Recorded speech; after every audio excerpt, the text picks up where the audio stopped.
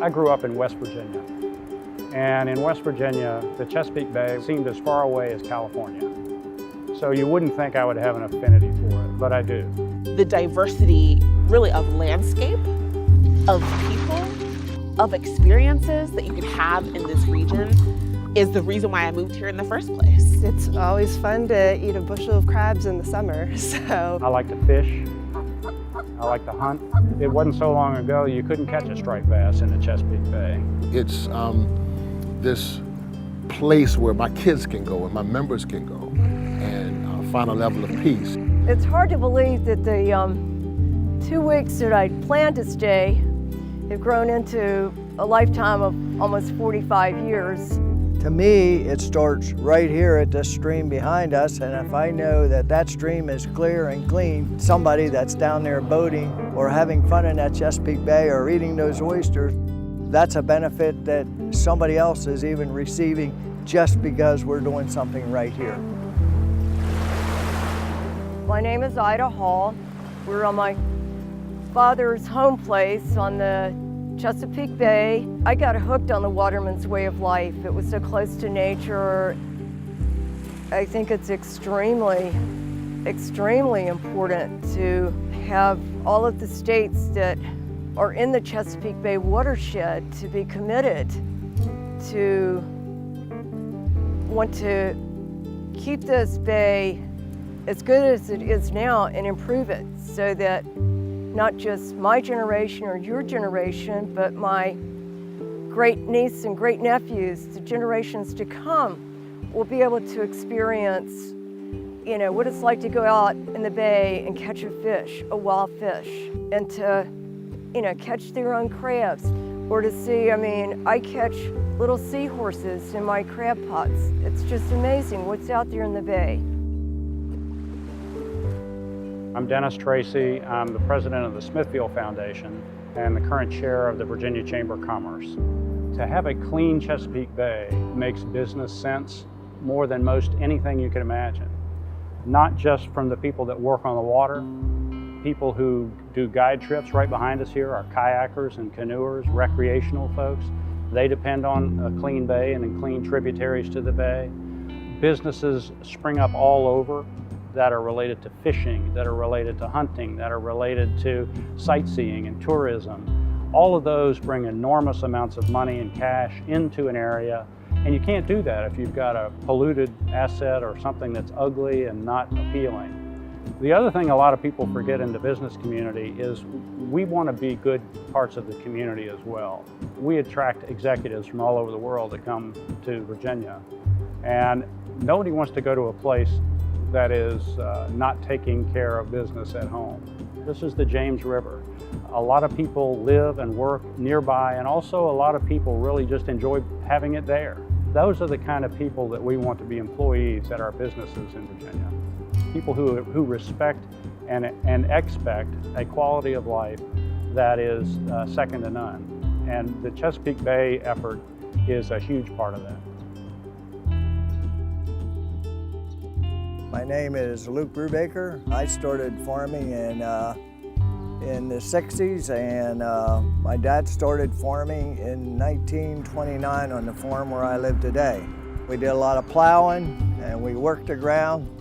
We worked the ground. Today I'd say we worked the ground to death because we thought that that was the only way you could farm back in the 70s and the 80s. Well, we learned there's much better ways to farm, and over the years we worked our way to the no-tilling. I like to say any conservation practices that we're doing is a benefit for us. But in return, when you're doing that, it's a great return for the Chesapeake Bay. It starts right here on the farm.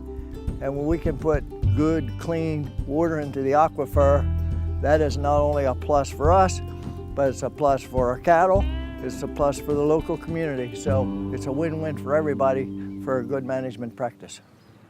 My name is Reverend Johnny Calhoun, and I'm the pastor of Mount Olive AME Church. If you look at it, God being the beginning and the end, the Alpha and Omega, if you will, He says and shows how important water is in the beginning of the Bible, and at the end of the Bible, that same water flows to the throne of God. And so just understanding that and realizing the the sacred contribution of water and the sanctity of water and the position that God from the very beginning placed water in. From a theological standpoint, understanding that helps the faith community to convey to the general community that we're partners in this water situation.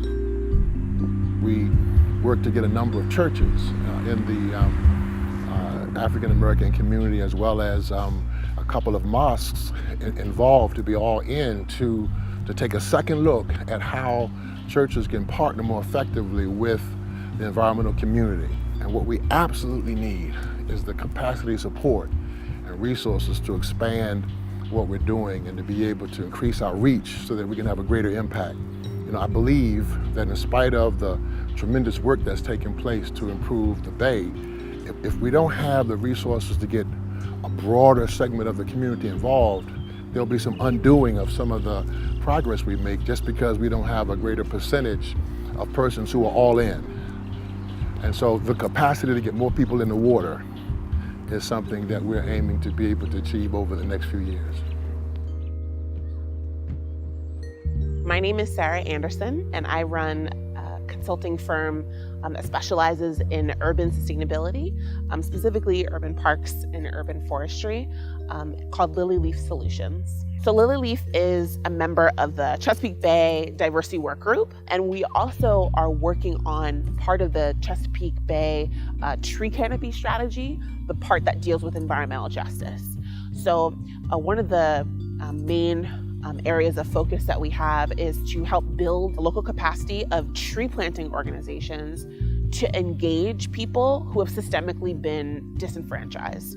So folks who are living in areas with really low canopy coverage. We don't really permeate the community and we don't really have a presence there. And what Lillie Leaf is working to do is to have the people who are in those communities that have been systemically disenfranchised, right, lower socioeconomic status communities, mostly communities of color, we're working to have them say what they want. You know, what do they want their canopy to look like? And then have those needs and those desires drive the work that tree planters and nonprofits and municipalities are doing. So within the Chesapeake Bay region, we have a ton of diversity. You know, we've got species diversity, of course, but we've got tons of diversity of people. And not everybody's voice is necessarily at the table making decisions about what happens with our canopy. And so that's what we're working to do. We're working to increase the representation and to increase the agency and the power that people have over their own communities. My name's Jennifer Volk. I'm the Environmental Quality Extension Specialist here at the University of Delaware. I also worked with DNREC, our Department of Natural Resources and Environmental Control, and there I helped to develop our watershed implementation plan for the Delaware portion of the Chesapeake. And in Delaware, about 50% of the land area in the Chesapeake drainage is agriculture, and it contributes most of the nitrogen and phosphorus that gets to the bay. And so it's one of the main areas where we've focused our implementation strategies. I think our farmers in Delaware and Delmarva and across the Chesapeake Watershed are really leading the way when it comes to nutrient management practices. The 4 R's, the right time, the right place, the right source, and the right method are all ways that we can still continue to fine-tune how we're managing our nutrients so that they're used more effectively and efficiently. To have these states come together in the Bay watershed, it's the only way we're going to keep the Bay alive and productive for a long time. The states that surround the Chesapeake Bay are focused like laser beams on improving the Chesapeake Bay. EPA is a good governor to have there. They are the people who set an expectation and let the states go and try to do it. The Chesapeake Bay Program Partnership has been a great initiative for Delaware to be involved in. As a headwater state, we weren't completely at the table in the beginning, but we're there now. And it's benefited us because it's brought funds in to help us support our partners within our state, like our conservation districts. And so the funds that come in to Delaware and go out to our partner organizations help get best management practices on the ground, but then also help us to look at new and innovative technologies like air seeders for cover crops. so we can get more early planted cover crops on the ground and not interfere with a farmer's operation for growing their corn. The greatest victory is not only for this farm by keeping water and soil in the farm, but it's a victory for our community. The Chesapeake Bay has improved dramatically. This river has improved dramatically. We stand on the same planet, we breathe the same air, and we drink the same water source. And so if we don't work together and collaborate to protect and save that, it affects all of us.